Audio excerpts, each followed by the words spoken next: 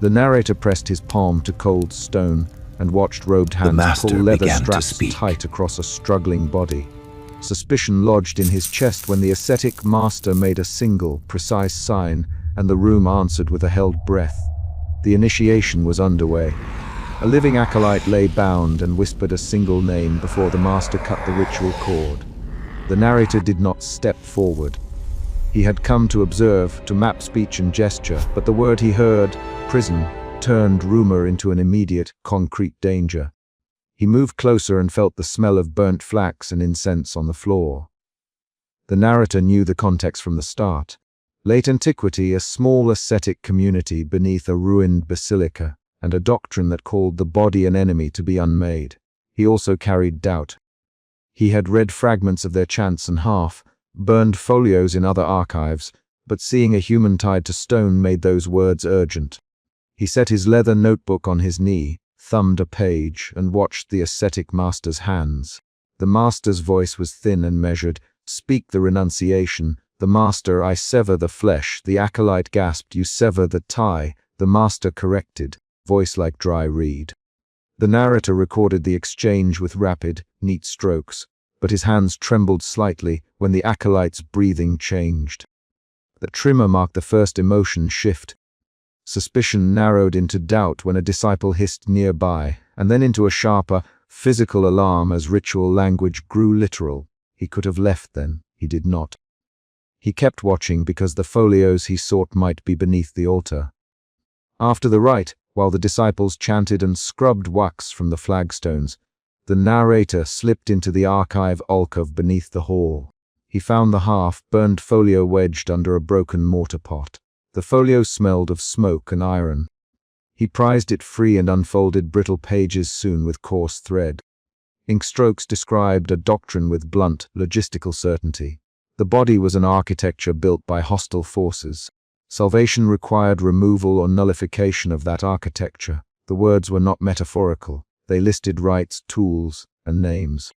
A temple scribe found him there, nervy and perfunctory in a bone-colored robe. "You should not be here," the scribe said. "The folio was under the altar," the narrator replied.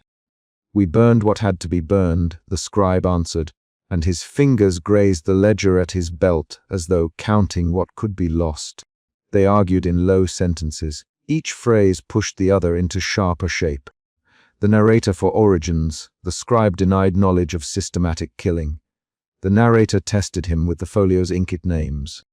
The scribe flinched. "Names are slippery," the scribe muttered. "Show me the lists." The narrator demanded. "Show me those who signed to sever the flesh. You pry at sacred wounds." The scribe said, "Leave us to our absolution." That exchange pushed the narrator into a second emotional shift. Doubt hardened into a controlled suspicion that looked like methodical persistence.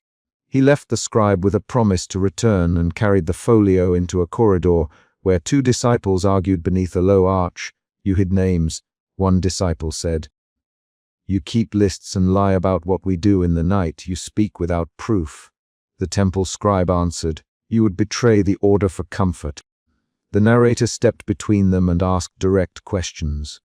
Dialogue came quick and clipped. "Who hides the clothes?"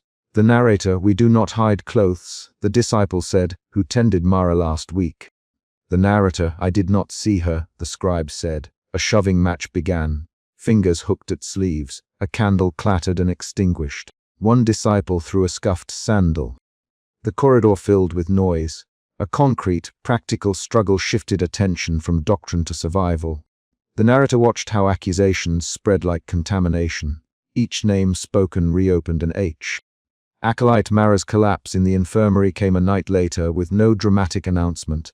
She hit the straw floor and exhaled in short, broken gasps. Her wrists bore ritual scars. Her cheekbones had a hollowed look and salt crusted in the corners of her eyes. Someone her name over and over, Mara, the narrator, and the word became a tool to summon facts. He had spoken with her briefly earlier. She had answered in clipped sentences about fasting and cold water. "Mara, who binds you at night?" The narrator, "They say the body traps the soul," she whispered.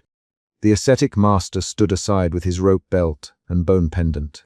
He watched the infirmary with a slow, clinical patience. "This is purification," he said. describing pain as method, purification kills her. The temple scribe protested. You call it care and keep secrets. The master, which is it? The disagreement escalated into a rapid exchange. The narrator forced the conversation into specific details. Times of watch, names of those who had custody, who had access to the outer gate keys. Each answer was a small chisel against obfuscation. The temple scribe admitted that some rituals included enforced fasting and binding. He refused to name the initiators of violent acts. That refusal shifted the room. Doubt became fear for Mara's life. The narrator insisted on treatment. Bring water. Loosen the bandages. Tell me who tied her yesterday. He moved Mara's hand and felt it go rigid when she attempted to breathe. The ascetic master did not intervene. He measured gestures instead. A disciple stepped forward, palms open, offering a cup. The master took the cup and let the disciple return to the shadows. The narrator watched the master's fingers close over the cup as a man might close a contract. It was the master's patience and the master's refusal to answer that hardened the narrator's purpose. A public demonstration in the ritual hall followed in the small hours before dawn. The hall had a broken fresco of a figure. The community called it the cosmic architect, painted with a shoulder missing and a face scraped away. The master arranged a condemned object of the body on the altar. An old mirror cracked down the center. He ordered a disciple to strike it and another to pronounce abandonment of the image of self. The demonstration escalated quickly. Phrases about removal, gestures that turned routine into coercion. The narrator stood at the edge of the crowd and took notes while a disciple shouted the renunciatory lines. I abandon the vanity of flesh, the disciple said. I abandon the eyes that betray the soul, another voice called out. Acolyte Mara stood with a rope at her belt and recited after them, voice small. The master directed the demonstration with a precise hand. He pointed at a chain that hung from the altar and said, The chain binds. We will sever. The narrator had watched chains used in symbolic gestures before. He did not expect the chain to be attached to a real body. When the master ordered a symbolic severing, the crowd leaned forward. A disciple wrestled with a chain tied to an acolyte's belt. The chain was cut and then, suddenly, the cut revealed a ring of iron fastened around skin. The symbolic act had become literal. Someone in the back screamed. The narrator moved in, notebook open and shaking now with the second shock of the chapter's climax. Stop.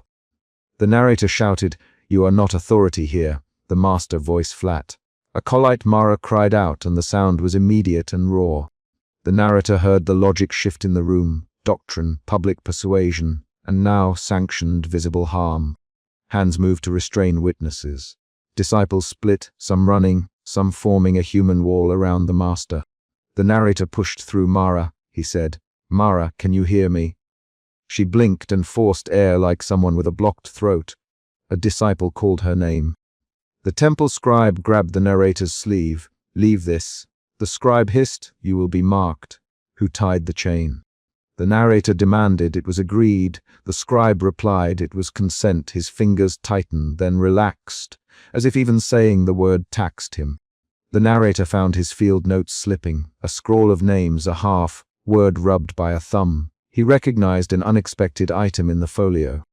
A list of donors and distant monasteries with marks showing where doctrine had been sent. The twist altered his understanding. This was not an isolated violence. It had links outward. That reveal changed the stakes and pushed his emotion once more. Fear became a steady resolve to expose names. The immediate aftermath scattered the congregation. Some ran toward the outer stair and slipped into early light. Others huddled and sang. Flames licked a brazier and set a wax pool to melting. The courtyard smelled of smoke and overturned benches. The narrator bent over Mara and found a shallow cut where iron had bitten. It was not fatal, but it had been intended to send a message. He lifted a corner of the burned folio and read a confession scrawled in a cramped hand. To purge the body is to safeguard the lineage. The line read like an admission of intent. The narrator carried Mara to a spare chamber and laid her on a pallet. Her breathing steadied. The temple scribe sat across from him and avoided eye contact. They spoke in short, controlled sentences. The narrator for names again. The scribe produced a list of initials and refused to expand them. The narrator pressed. The scribe finally named one. An outer abbey with a ring of men who had exchanged doctrine in secret. The narrator wrote the abbey's name in his notebook and underlined it. Why protect them? The narrator, we are small. The scribe said, we are fragile. We protect our lineage. At what cost? The narrator. No answer came, only the rustle of cloth and the drip from a cracked ewer. That silence turned into a tactical decision. The narrator decided to pursue exposure despite the risk. He would not act immediately. He would collect evidence, map networks, and send a careful account to trusted colleagues. That choice marked a final shift in feeling. A cold, practical resolve replaced immediate shock. In the thin hours before dawn, the narrator recovered the remaining pages of the folio from beneath a scorched tile. He found names and sigils and a list of goods the sect exchanged for silence, food inks, and funerary rites. The folio read less like scripture and more like ledger and plan. He photographed pages with a small brass monocle and noted precise times and receipts. Mara slept with a bandage at her wrist. The narrator put his hand lightly on her shoulder and felt the tightness of her muscles. He promised nothing aloud. He put the folio in his satchel and made a quiet list of steps. The chapter closed on a decisive concrete act. Before leaving the compound, the narrator sat at a narrow table and wrote one name, an abbey steward he had seen trade with the sect, into his ledger.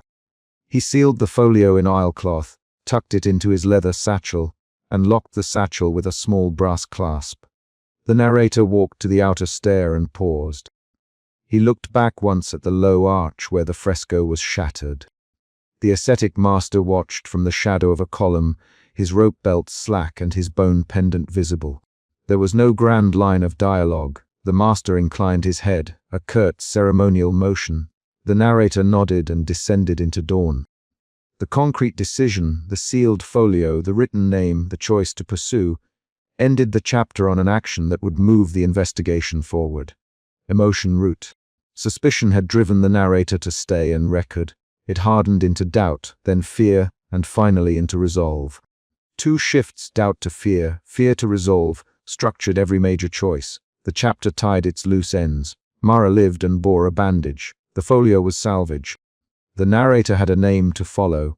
The narrator left with evidence and an intention, and the last beat of the morning was a single, audible sound. The latch of his satchel closing as he stepped into the street.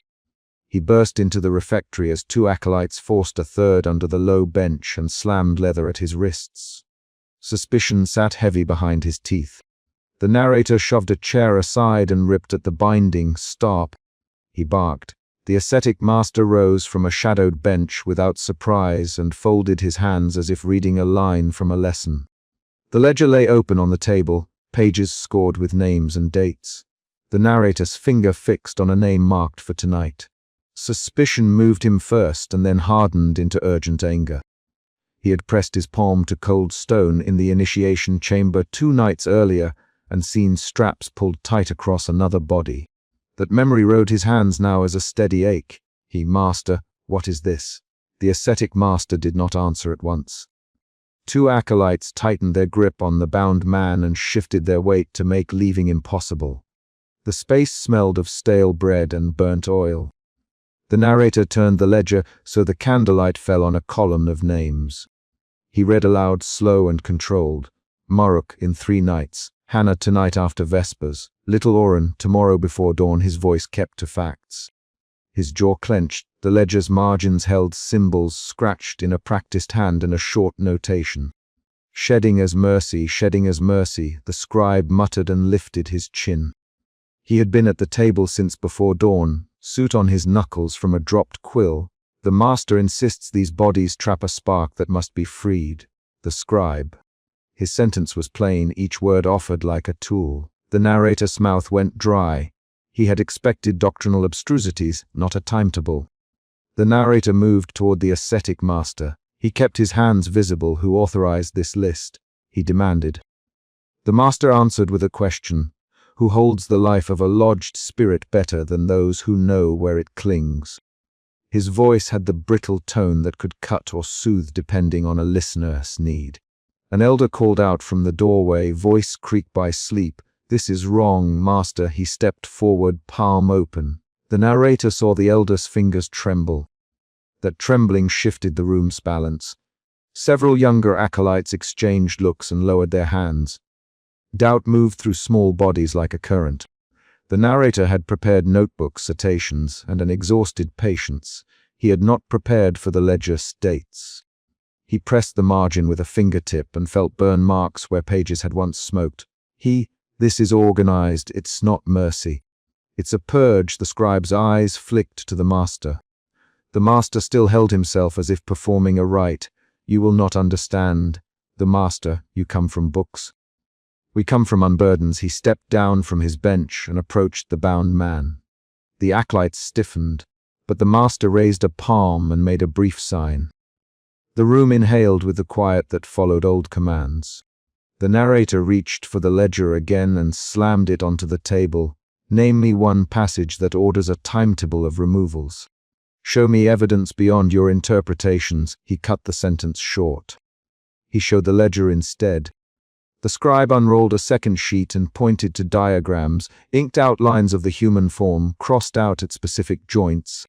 Lists of names beside notations that read like coordinates instead of prayers. Conversation broke into quick lines. "The list is old." The scribe: "It predates our master by decades. Why hide dates?" The narrator: "Why number the settlements?" The elder demanded. The master kept his face steady, voice low. "Because the world beyond binds them," he said. "Because the body is a trap placed by architects in the heavens." His claim was blunt and concrete. The narrator matched it with a physical response. He knocked a cup to the floor, and it shattered into crescent-shaped shards. Accusation spun into argument. "The people on that list are villagers, not enemies." The elder: "Hannah is my neighbor's wife. We free what is held." The master returned. The scribe listened with his fingers on the codex. The narrator paced once, then stopped to face the master. "Do you accept that killing them is mercy?" The master nodded without hesitation.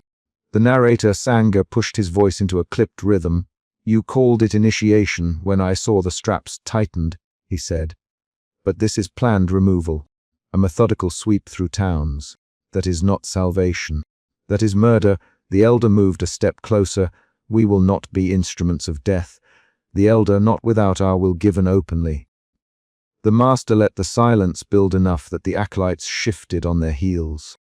An acolyte named Joram, young and fresh-faced, spoke up with tremor in his words. "I signed because I believed we peeled the self away. But this is lists with times. I cannot sleep with that on my conscience." His short line forced a second reaction. Several heads bowed, a few faces pinched with newly admitted fear. The narrator took a breath and felt his next movement arrive as resolve. He left the refectory with 2 acolytes trailing to keep watch, and went to the scribe's cell, where parchments clustered like a forest against the walls. Light came through a narrow window in a ribbon. Dust motes rode it like slow boats. The scribe spread a battered codex on a low stool. Its pages were browned and the ink had been retouched in places. The narrator leaned forward and looked at a diagram where hands were crossed out and an annotation read, "Ritual shedding to remove the encumbrance of flesh." This codex mentions earlier sheddings. The scribe: "There are entries of swept villages. Names marked with the sign for purification." The master: "Keeps a ledger of our own." He tapped the page. "This is not improvisation." The narrator's jaw clenched, and an old suspicion folded into fear. He closed his hand until the knuckles whitened. Outside, the cloister bells chimed for the midday repast. The narrator and the scribe moved quickly to a locked chest beneath the scribe's table. The narrator picked the lock with a borrowed file and opened the chest.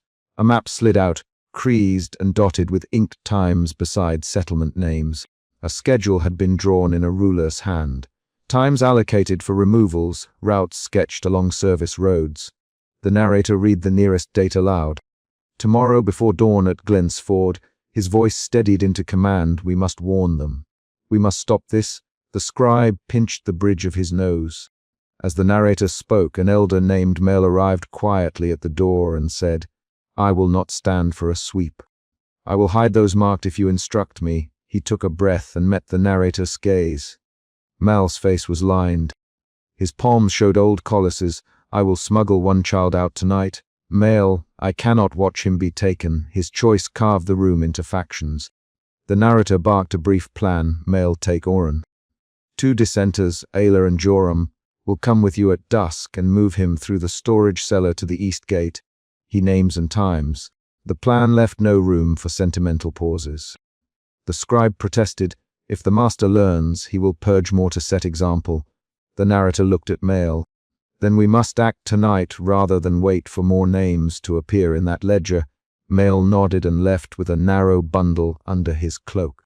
Dusk arrived in a thin line. In the storage cellar beneath the infirmary, sacks of grain leaned like small hills. The narrator moved through the cellar with practiced care, boots soft against packed earth. Mal handed him the child wrapped in a plain cloth.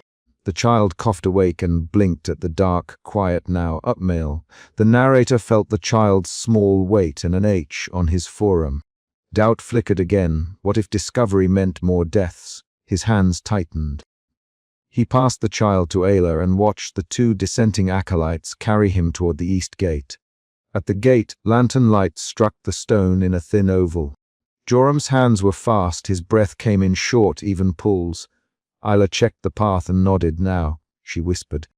They moved, close to the wall, shadows eating the space between paving stones. The narrator counted the distance until the pair disappeared into the lane. He felt relief, like a physical warmth that sat behind his ribs. That warmth curdled when a muted shout rose from inside the cloister, steps running, voices alarmed. The narrator raced back and found the ritual chamber door open with wax dripped around its frame. He pushed in to see a circle of congregants and the ascetic master in the center, collar bones bared beneath tattered linen. An acolyte lay bound at the altar, straps slack but stained. The master spoke. Tonight, we complete a release. We remove the encumbrance from the one whose name was given. We do not kill. We liberate. His hands moved in a measured sign. The narrator stepped into the circle. You will not take him, he said.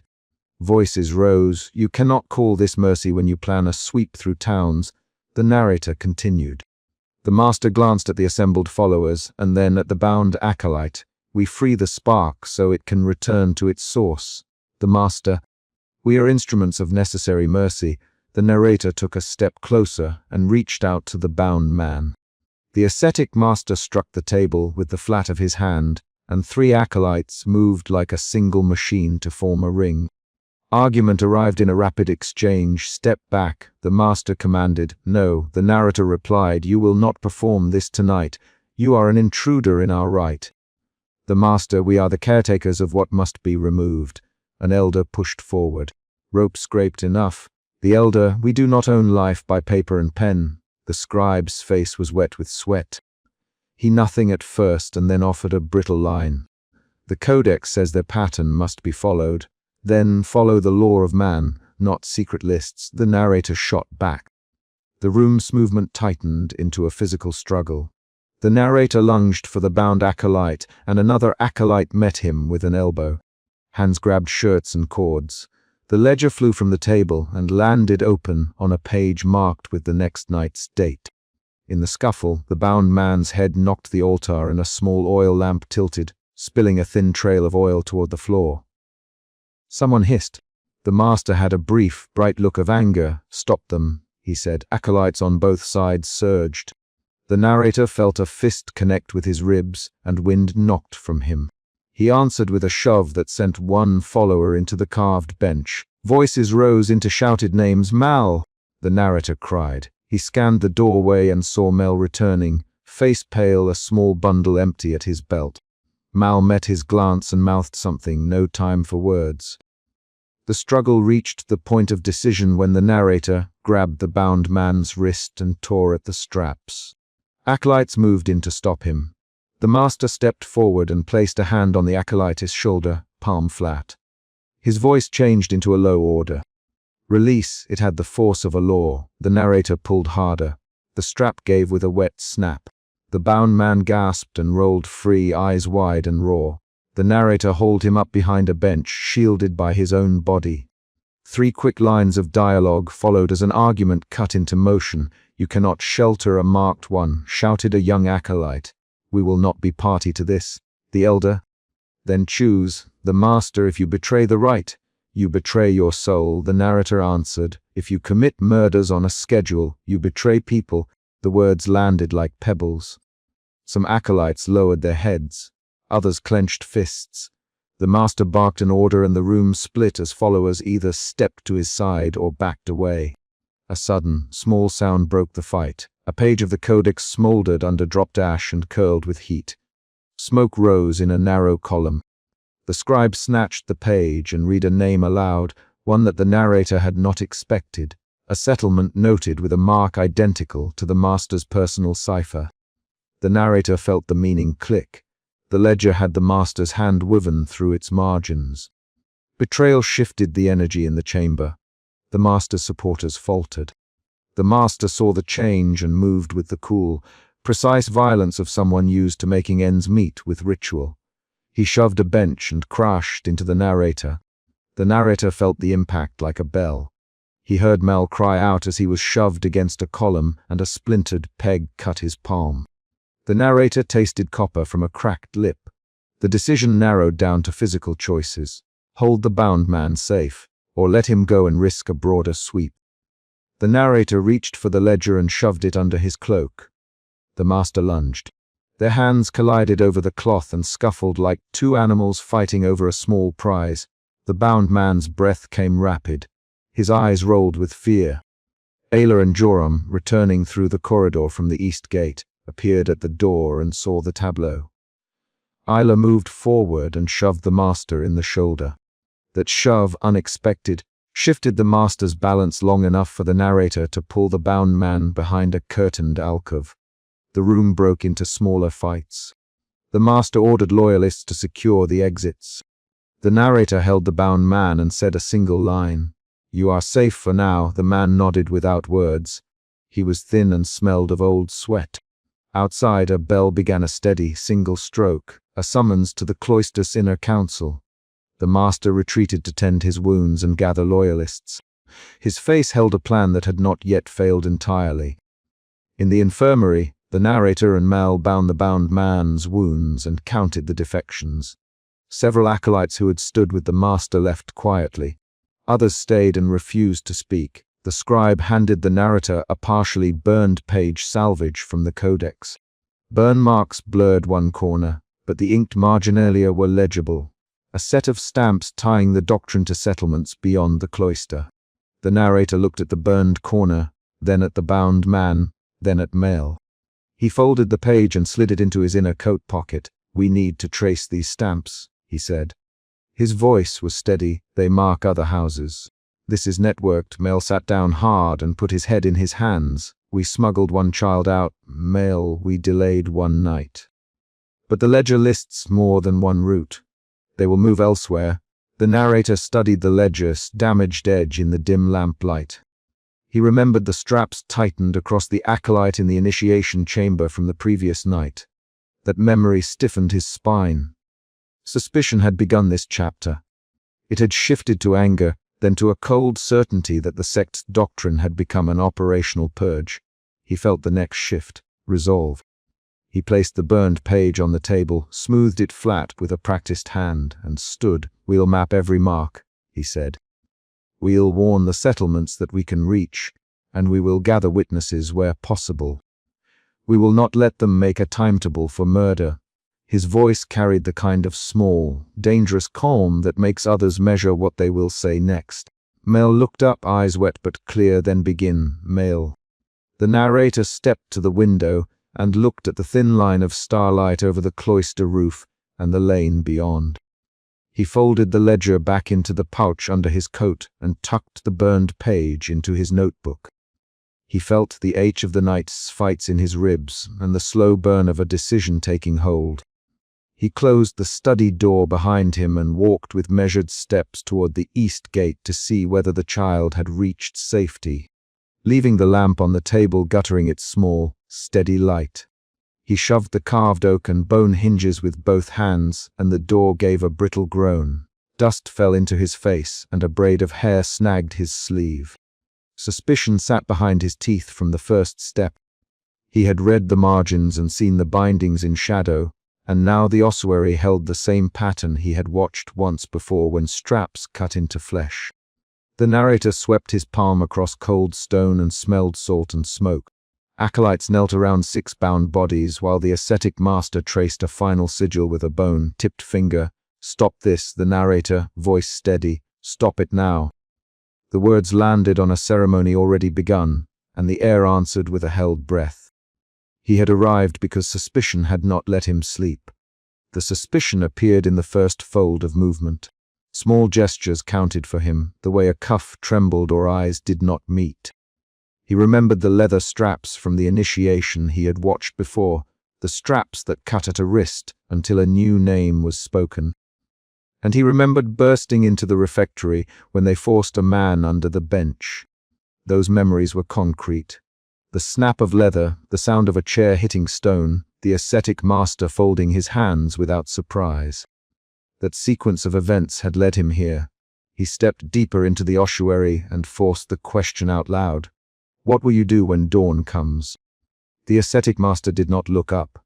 He moved his hand in the sigil's final arc and said, "We will remove the prison." His voice was thin and precise.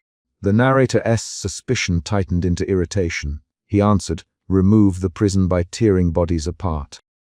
Acolyte Jorah snapped ahead to him. "You watched us before, narrator." "You know why?" She kept her hands on a bound shoulder, knuckles white. Acolyte Merrick shifted by the brazier. Their breathing made a low rhythm in the vaulted stone. "Jorah, Merrick, down," the master ordered without raising his head. Tension moved through the room like a measured toll. The narrator moved to the nearest bound acolyte and checked the bindings. The rope had lapped skin and left raw edges. He ran a thumb along the fray and found a loose braid of cord beneath the knot. He pulled and felt immediate resistance. The knot held ritual salt woven into it. This was prepared to hold until the final gesture, he said, meaning the words for the room and for himself. Elder Scribe burst down the ladder like a man who feared the sound of silence, carrying a scorched roll of parchment. He slammed it on the lectern with one palm and looked at the sigil. "You do not know what this will do," he said. The marginal note read it. His fingernail pointed to a charred annotation in an even script. His arrival changed the room. Murmurs moved along the kneeling acolytes. The narrator's suspicion bent toward alarm. The first emotion shift occurred there. Suspicion, alarm. Jorah looked from the scribe to the master. "Elder Scribe," she said, "what does it say?" The scribe read aloud, voice clipped. "Not liberation. Collapse of boundary. Flesh will not be left to itself. The cosmos will take its place. The manuscript warns of dissolution." He folded his hands over the parchment as if to stop the words. The master closed his eyes and did not answer. The air in the ossuary shifted from purpose to doubt. The narrator squared his shoulders. He had to act on what the parchment suggested. Passive observation would become complicity. He strode for the altar while the master resumed the sigil with a subtle change in rhythm. His hand closed on the ritual talisman at the altar slip. It was a bone disc threaded through with hair. He did not lift it fully. He placed his fingers on the bone and felt a vibration under the skin. "I will take this," he said. "We cannot let them perform this on the living." His statement was a physical choice. Acolyte Merrick reached for his wrist. "Merrick," the narrator shortly, using the name to slow him. The two men exchanged a quick, sharp look. Dialogue tightened the space into action. Merrick's hand closed, then opened. "You cannot take it." "Merrick, master." He did not finish. "The master, you will do as I command. The ritual comes at dawn. Release will follow." He did not move his head, but his fingers traced the sigil with finality. Words turned to hands. Jorah lunged for the narrator's arm to stop him. The narrator shoved her away enough to keep the talisman, but not to harm. Jorah stumbled and banged a brazier with her shoulder. The brazier toppled. Sparks hit the dry ashes laid for incense. A protective thread on the altar tore. A sharp, metallic report rang out. For a second there was silence so absolute the narrator could hear the bone pendant against the master's throat. That instant became the mini cliffhanger. The torn thread had activated a partial sequence in the right. The air thickened. The narrator felt heat on his wrist and heard a high keening from the bound acolyte nearest the altar. Flesh convulsed. The second emotion shift followed. Alarm, fear. He had hoped to stop the rite with a single move. Instead, his move accelerated it. The bound acolyte writhed and choked. Something in the brazier smoke curved toward the sigil, and the stone around it began to pale, a scattering of salt crystals lifting and glinting. The master spoke 3 words under his breath, and the room answered with a low chorus of held voices. The narrator dropped to his knees and pushed the bound body away from the altar. He felt wet warmth under his glove. "We must destroy the talisman," he said. "No. The master, you will not break the lineage." He had authority in the syllables now. He stood and moved like a thin stalk of reed, straight and unbending. "You came to study, narrator. You came to take notes. You will not stop what we must complete." His eyes were narrow black pits in the bone light. The narrator looked at the elder scribe. "Read the margin again," he said. "Tell them what you read. Tell them it was not liberty but dissolution." He used the scribe the way a captain uses a signal lamp. The scribe unrolled the parchment, breathless with exertion, and pushed it into the light. The scribe's voice hardened. "This ritual draws the boundary thin. Flesh will collapse, and the architecture between body and cosmos will break. It does not free the soul, it rearranges matter beyond recipe.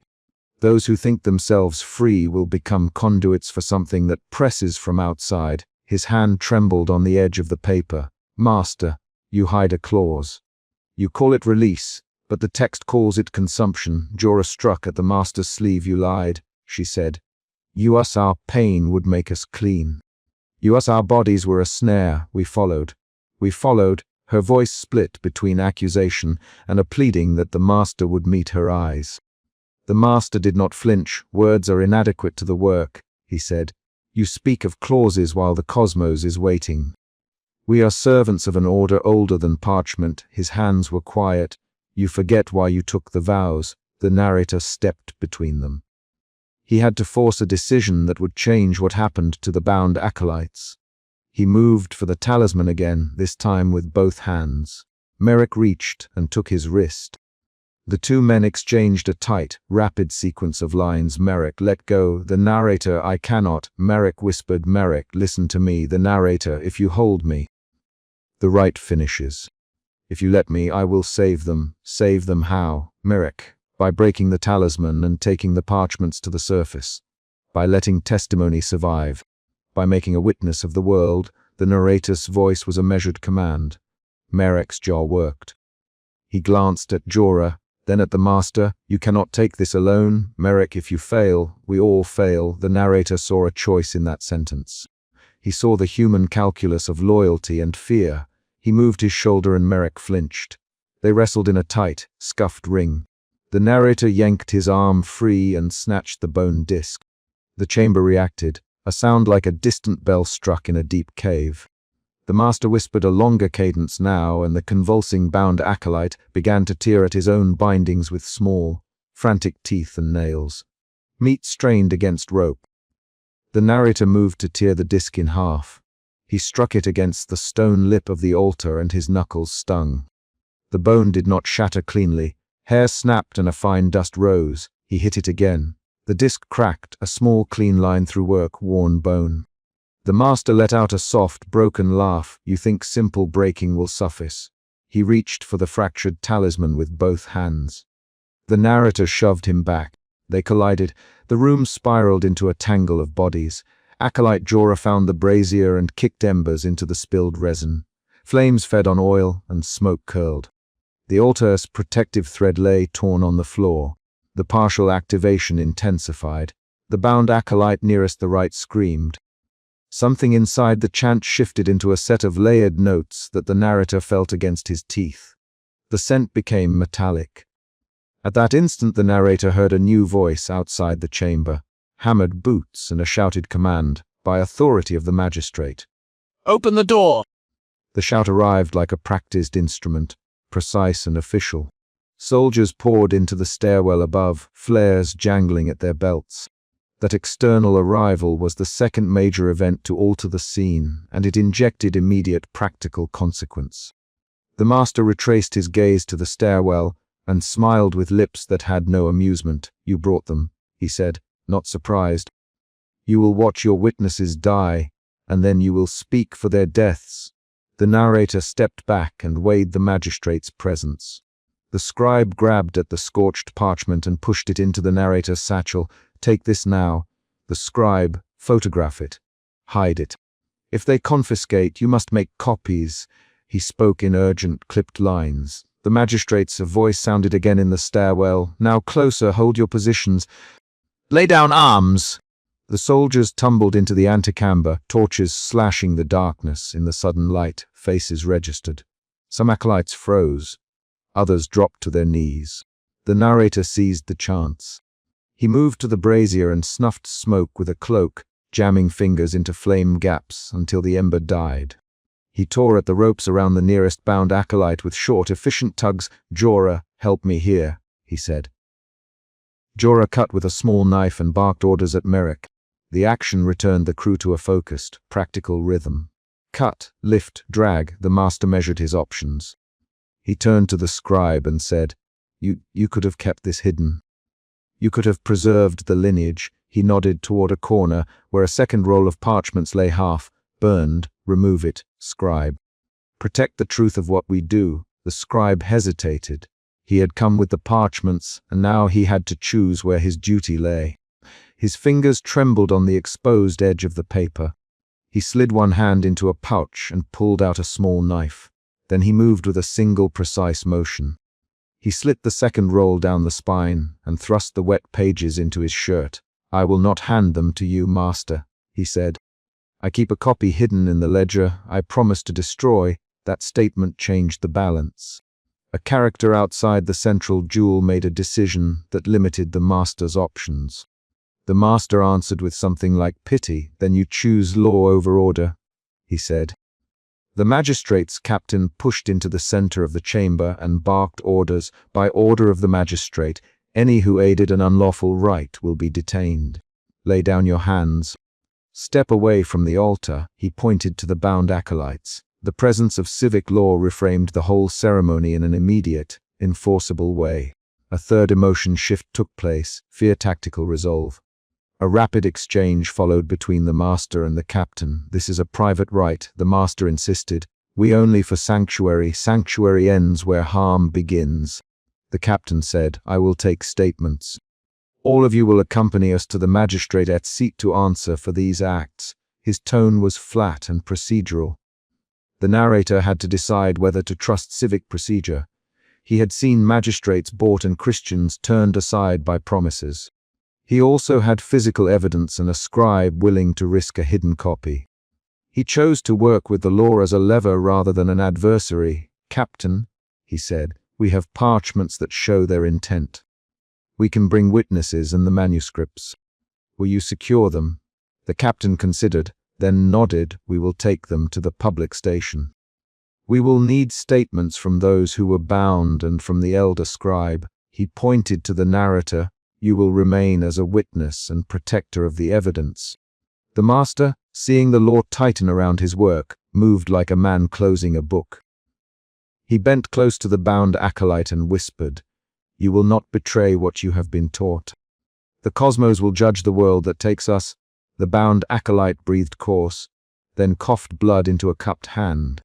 He looked at Jorah and whispered, "Forgive me." Jorah gripped his wrist and did not answer. Her mouth moved in a small, private prayer. As acolytes were secured and some escorted upward to the magistrate's men, the narrator photographed charred sigils with a small brass camera the scribe produced. He wrapped parchments in oilskin and slid them into his satchel.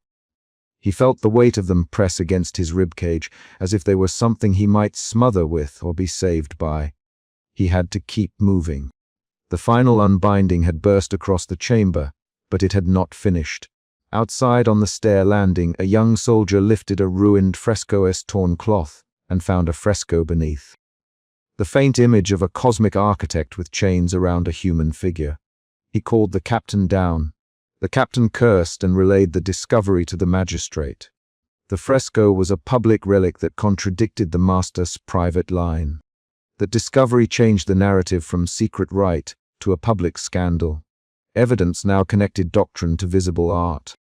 In the refectory-turned-evidence room, the narrator and the elder scribe sat across from each other while the magistrate's clerk took notes. Jorah and Merrick hovered near the door, fatigue written in hawk-lined faces. The narrator handed the scribe his notebook, then the satchel with parchments. He described in short lines what he had seen. "I forced the door," he said. "I found 6 bound bodies around an altar. I saw the master trace the final gesture. I broke the talisman." He did not dramatize. He spoke the facts the way a witness speaks. The scribe read from the rolled copy hidden in his shirt. He recited the marginal note aloud in full. "Collapse of boundary," he read, "not release. Material alignment with an external architecture." The magistrate's clerk lifted his pen. "We will open an inquiry," he said. "Those found guilty will be named and judged. Guards will escort the master and testifiers to the hall." The mechanical language of law now moved the story toward a public reckoning. The master moved without outward panic. He let the guards bind his hands with a slow, ceremonial air. "You will speak of me plainly," he said to the narrator, voice steady. "You will record correctly. Later you will see whether law can grasp the old orders. If not, then history will be partial." His look contained not threat but certainty. The narrator did not flinch. On the stair above, some acolytes shouted and resisted. A handful slipped into a small rubble corridor and fled into dawn. Jorah pressed her back to a wall and held her hands as if to steady them. She looked at the narrator. "What now?" she asked. "We make a record," he answered. "We take testimony. We take photographs. We leave no claim unmade." He listed tasks in short, precise phrases. She nodded and moved to help. The narrative settled into an aftertaste of soberness. The bound acolytes received crude bandages. The magistrate took initial statements. The elder scribe insisted on signing a formal complaint. The master walked with his hands bound but his chin lifted. Some acolytes who had aided the rite were led away in chains. Others wept quietly. The narrator photographed the ruined altar one last time, the camera clicking a measured beat. Before they left the compound, the narrator stood on the threshold and looked back into the ossuary. A small pile of broken talisman shards lay in the dust. The sound of a child's cry came from the courtyard above where the magistrate had stationed a temporary cell. He felt a concrete knot of responsibility tighten in his stomach. The story that had begun in straps and a slammed chair had led to an open court and parchment evidence. The last practical decision had to be made by the scribe and the narrator. The scribe handed the narrator a sealed folio and a ledger page with a hidden cipher for the magistrate's clerk to validate. "Keep this safe," the scribe. "If the magistrate's seat is corrupt, send copies to the cities where the network rests. Hide one with the lamprites. Hide one with the apothecaries who keep public lists. Spread the record so it cannot be swallowed by a single timekeeper." He fingered the ledger with a ragged nail and did not look away. They argued quietly about rotes and names. The argument lasted 3 turns of speech and then became a list of concrete actions. Photograph duplicate, leave with the lamprite in the town square, deposit a copy with the apothecaries, file a sworn statement at the magistrate. These were not rhetorical promises. They were steps that would either preserve evidence or let it vanish. At dawn the narrator strapped his satchel across his chest and left the compound with the scribe and 2 guards escorting them. Jorah and Merrick remained behind to give fuller testimony. The master went under guard to the magistrate's hall. The magistrate had chosen a public rote. A hearing would start within 3 days. The narrator felt the notch of resolution settle in his hands. On the road out of the settlement, the narrator paused and wrote a single line into his notebook. "We broke the talisman. We have copies. We have witnesses." He sealed the page with wax and tucked it into a pocket. That physical motion ended the night's immediate danger. He did not, however, choose to believe the danger had ended forever. He knew the hatred of the body that the master preached would find new mouths. He knew some followers had fled into the hills and carried pieces of doctrine in their pockets. But the immediate plan, mass unbinding at dawn, had been thwarted. The magistrate's presence, the scribe's choices, and the narrator's physical intervention had combined to stop the final gesture from completing on a larger scale. The unbinding had been partial, horrific, and limited. It had not become the mass dissolution the master intended. They reached the magistrate's hall and gave their statements. The master spoke once, then kept his counsel. The magistrate ordered that the master and his closest lieutenants be held for trial. The magistrate also ordered that manuscripts be catalogued and archived. The narrator watched the ledger entries move into official ink and felt an odd relief when the clerk's pen stopped. Days later, the public inquiry began. Witnesses gave testimony. Jorah recounted the bindings, the sigil, the master's cadence. Merrick described the brazier and the moment the talisman cracked. The elder scribe read the marginal note in front of the court and produced the hidden copy. The magistrate placed the parchments on a table for all to view. The town gathered in the square to watch and listen. The master faced accusations. He answered with doctrinal phrases and appeals to higher orders, but the court recorded every inconsistency. The scribe's hidden copy connected doctrine to intent. The magistrate convened a council of elders to review whether certain rites constituted a crime against the living. The judges debated in measured words and ink. Their deliberations were public and protracted. Weeks later, the verdict divided the town. The master and 3 lieutenants were stripped of leadership and sentenced to confinement with hard labor. Some followers were detained for re-education. Several fled and the magistrate issued warrants. The narrator watched the master led away with the same measured composure he'd shown in the ossuary. He watched Jorah sign a statement and put her name to the record. He watched Merrick accept a quiet pardon in return for full testimony. The legal mechanisms had acted, halting the immediate ritual network inside the compound. Back at the narrator's lodgings, he emptied the satchel and counted the parchments and photographs. Each sheet had a burned edge, and each photograph had the ring of smoke where the brazier had flared. He made 2 copies of every page and sent them along the routes they had planned. One to the lamplight, one to the apothecary, one into the magistrate's public ledger, and one hidden in the scribe's ledger.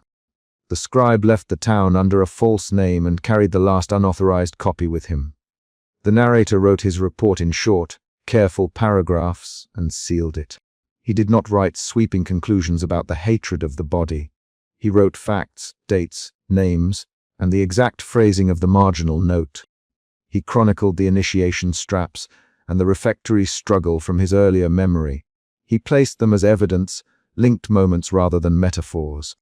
He dated each entry and placed a seal across the bundle before dawn. On the last morning before he took his leave, the narrator walked to the courtyard above the ossuary and photographed the ruined altar again for archival clarity. He pressed his palm to the carved stone where the talisman had been broken and felt the grain of the rock under his glove. He did not let his thoughts drift into grand theorizing about cosmic architects or metaphysical prison houses. He recorded what he could prove. Who had bound whom, which parchments contained which phrases, who had spoken and when, and the physical evidence of the ritual's partial activation. He closed the satchel and shouldered it. Jorah came up the stairs and stood with him. Will they return? She asked quietly. Some may, he said, but they will find law and witnesses ready. We have made it harder for the master to move in secret. He kept his voice plain. She turned and looked past him toward the road, and the others. We recorded names. We sent copies. The ledger will not lie if someone dares to use it in the wrong place. He paused and then added, if they try to rebuild, we will meet them again. With evidence and law, she breathed out, half laugh, sob. Then we do what we can, she said.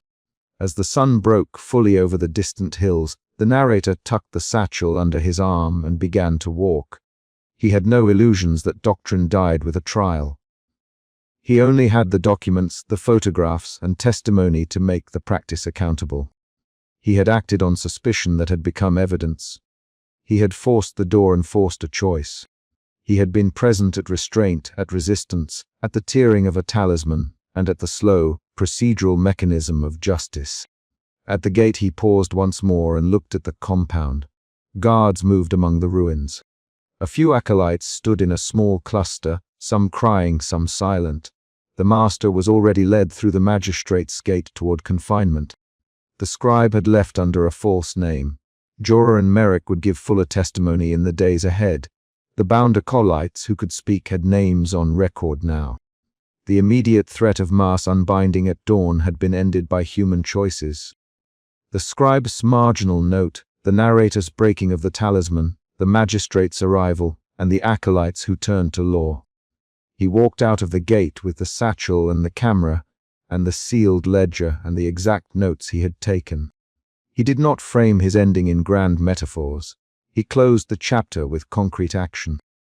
He strapped the satchel tighter, he stepped onto the road, and he handed the sealed ledger to the magistrate's clerk as evidence filed and acknowledged. The clerk stamped the record and slid it into the public book under a heavy cover. The narrator drew a breath he could feel in his shoulders, and then he turned and left toward the rising sun with a satchel full of charred pages and a list of names that could be spoken in court.